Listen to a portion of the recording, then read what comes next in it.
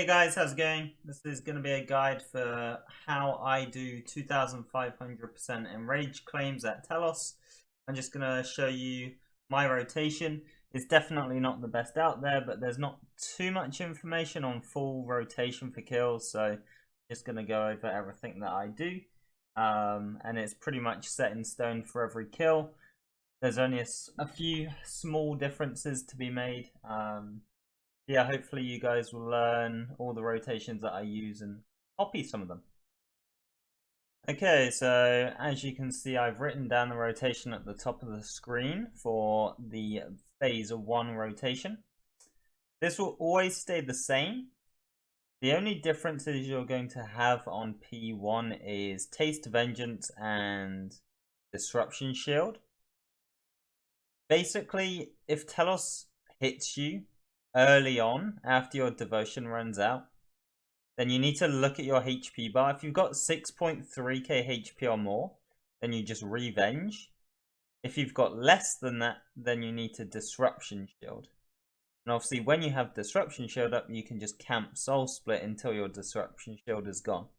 You can also camp soul split when you're doing the full stun rotation part of this phase. So this is where you can get all of your life points back.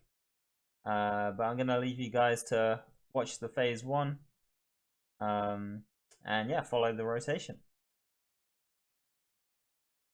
The only other change that might happen here is at the end of the phase. Obviously, sometimes the damage is random, right, that you do.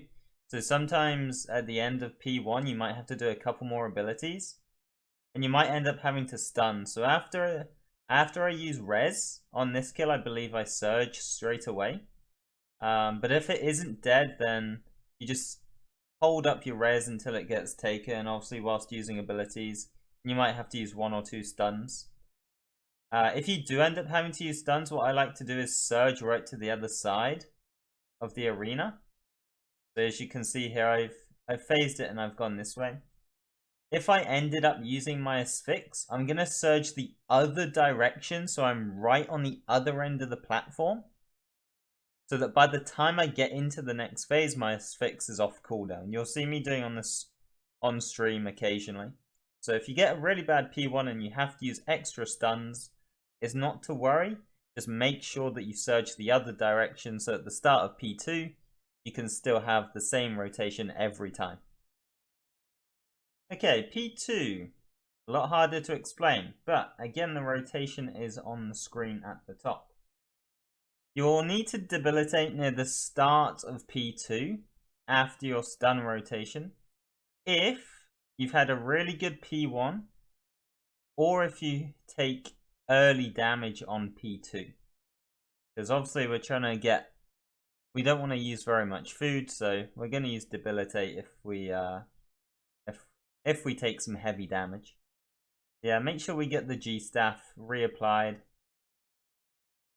We're obviously gonna reflect, then res the hold still. You'll notice here I run away so that I bait out a mage hit, so that if it does hit, I'm taking less damage than a melee hit. Back into another stun rotation to then finish off the phase. Now, one thing to note here is that if you've had some really good hits throughout the phase, you're actually going to hit the 300k mark around sort of the Asphyx deep impact part, but you're going to be low adren, so you still want to finish off the rotation with an ice rack into the impact, because it's perfectly stunned on it's perfectly timed with stunning on Telos, so you can gain up to like 90 to 100% adrenaline. Going into P3, you need to have a minimum of 80% adrenaline. Otherwise, the rotation on P3 doesn't work quite as well. Ideally, you want to be around 89% adrenaline, but 80 is the minimum that you want. Okay, phase 3 is a very quick one. You can follow the exact rotation as above. The only issue here is that sometimes you're going to phase before you get to Guthic's staff. So if this happens, then I'll explain it on P4, but you're going to G-Staff at the start of P4 to make up for the fact that you didn't G-Staff P3 end, because your G-Staff will run out as you phase it into P4. But this phase is super easy. The only thing I would say is that sometimes Telos will nuke you down with like just constant 3k hits. So you may end up needing to res somewhere. But most of the time, as long as you're soul split flicking fine, then you won't need to. Okay, P4 is where the juice really gets going. Now, this is where your rotation needs to be perfect, because you don't want abilities to happen on P4. Otherwise, your whole P4 is just going to be scuffed. So P4 is all about the perfect rotation and knowing where to stand and when. Now, I can't really explain how to fix minions too well in one video like this, so a lot of that will just be learning how to position the minions yourself in the first font. But the rest of it is really easy to control the minions. So on drop down, you can follow the exact rotation. The only change here is if you didn't G-Staff P3 like I mentioned, then replace Wild Magic with G-Staff. And it's as simple as that. You're going to stand in the font. You'll see here that I position the minions. Once you've done your D-Breath, show you the next part of the rotation. You're going to freeze the golems, then target Telos again. Now you follow the new rotation that's on the screen. This is going to send you towards the second font.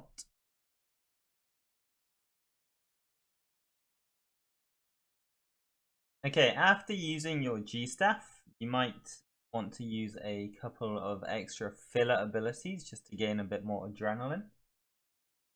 Then, whoops, it wasn't placed well on the screen. There we are. You can now follow the abilities that I've put up the top once again. Now you're going to position yourself just around here, near the font, just to stack up the minions nicely. And then you're going to stand exactly where I am now so that the minions line up. Now in this case, the minions have lined up like this. This is fine, you target the central minion. In other cases, they're going to line up slightly differently. Where, let's say this volcanic minion is going to be standing here next to me. So these are the two scenarios that you can get. So the only difference is that if this red minion is standing here, you're going to target the green minion in the middle, because when you freeze, it's going to target all of the minions. But because I got this situation with the middle golem, I target this one so that my freeze again affects all of them.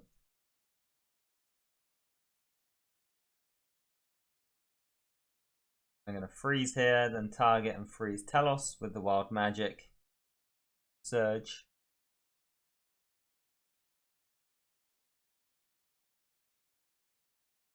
Get the G-Staff, and then you're going to stand right around here.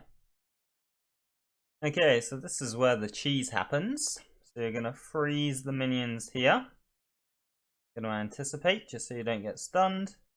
Surge, and then entangle that last minion. And now you're safe. You no longer have to worry about minions. Shout out evil Lucario for being a beast. Yeah, follow the rotation here. Very simple ending to P4. Just make sure that you have Venge and DS going into P5. Okay, P5. This is where everything gets super complicated, but I'm going to try and keep it as simple as possible for you. Now, you should be able to see two different rotations on the screen here. The first one at the top is left or right beam, green minions, or black minions. The one underneath that is for red minions. Now this only is going to work for left and right beam. I will cover back beam in a moment and the rotations for that. But these are the two rotations up until barricade. So on drop down, obviously we need to drop the Vuln Bomb and the target cycle. and then you follow the rotation. And obviously we're going to be running towards the left-hand side as well. If you get a right beam, obviously you need to surge here. And you just follow the rotation. I'm getting my auto attacks in as well whilst I'm using all my defensives. And the Cade. Now remember, if you're using Anticipate, and for when you use Cade, you need to be using your Tectonic top switch, which has clear-headed 3 on it for a longer Anticipate, and Turtling 4 with Malatop's perk, so that you can defend the Cade. If you don't have those, then just bring a Merciless Kite Shield instead, and you won't need Malatop's perk. Okay, so again, this part of the rotation on P5 is very, very important that everything is tick perfect. So listen carefully. You're going to full cast Asphyx into Omni Power. Then with your detonate, it's very important here that you 3-tick detonate and not 4-tick. Now, after releasing Tsunami, a couple of options are going to change here. So in this scenario, I've got a red beam, which is on the, a red virus, which is on the east side. So in this scenario, I'm going to debreath and surge to clear the virus. If I'd had green beam or black beam, I'm going to surge diagonally through Telos. And as I surge, I'm going to spam click into the black beam, so that all of the minions are forced to follow me in one direction. If I surge and then stand still and I don't spam click back into the black beam, some of the minions will follow me round on the west side and some will wrap round on the east, and that's where things get messy. So in this scenario, I'm going to surge towards the red beam. And then you follow the rotation here. So you're going to entangle the minion after both bleeds. And then you deep impact Telos. And you go into the rotation. Now obviously, after using SGB, the boss isn't always going to be dead, so you might have to use a couple of extra abilities in there. You might even need to res or reflect. But for the most part, the boss is dead. So this is just an example of me getting a green virus and then surging through Telos. So just a quick demonstration of the diagonal surge here. And you'll see that as I surge, I'm spam clicking the black beam so that my character moves there.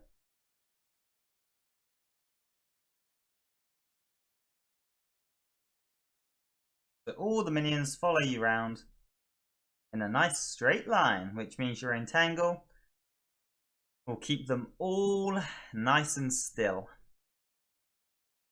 So this is an example of what not to do when surging towards the back beam, when you surge through Telos after clearing the virus. And as you'll see, all the minions, or some of the minions, will wrap around and it messes everything up. So if you watch here, I surge but misclick the timing. So I get some minions come around on one side and some on the other, and that's where things get super spooky. Okay, this is the back beam rotation that is again at the top of the screen. This works for all colors of minions.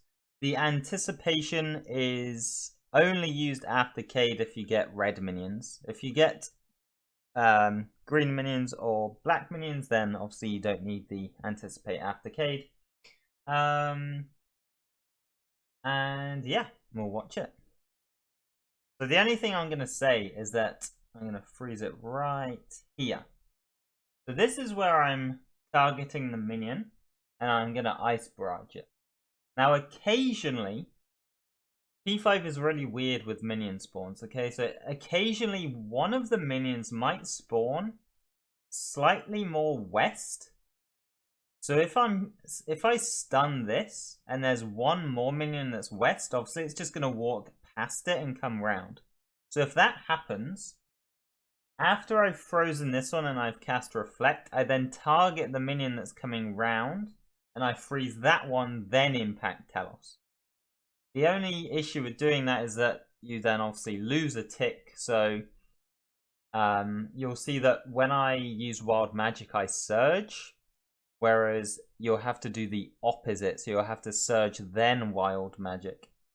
So here I freeze the minion, get into the beam, do the rotation. You'll see as soon as I Wild Magic after Sunshine, I surge to avoid the rock. So at that point there, if I had to double freeze an extra minion, I surge and then Wild Magic. Hopefully that makes sense. Then I Cade, and then I step back into my Sunshine, and so that the minions will stack nicely and I get lots of revenge hits. Again, if these are red minions, this is where you cast Anticipate. If not, then you just go back into the rest of the rotation, continuing on from your Asphyx into Omnipower. So yeah, there it is. There's a lot of information there, a lot. And as I always say, all you need to do is just practice, practice, practice, so that you can get the rotations down. I'm hoping everything in the video makes sense. Again, it's not the perfect way to be killing 2.5k Telos. I'm a meme. I don't use Ripper Demon. I don't use Hammer. Okay? But the kills work and they're consistent. Alright? I'm averaging like 5-minute kills, and when I watch most other streamers doing 2.5k, they're all getting the same sort of average kill times, and they're, you know, abusing Ripper Demon and Hammer. So I'm pretty sure my rotation is reasonably solid. It gives me 10 kill hours, so can't complain. I make more than 100 mil per hour. If you've ever got any questions for 1k plus Enrage, feel free to comment in the comment section below, or tune in when I'm streaming and ask me questions whilst I'm live, and I'm always willing to answer. So yeah, hopefully this is helpful for some of you. If it wasn't helpful, then tough shit, dude. Tough shit. Oh, one last thing. I haven't slept in God knows how long, so that's why I fucking look like a sleepless, homeless person.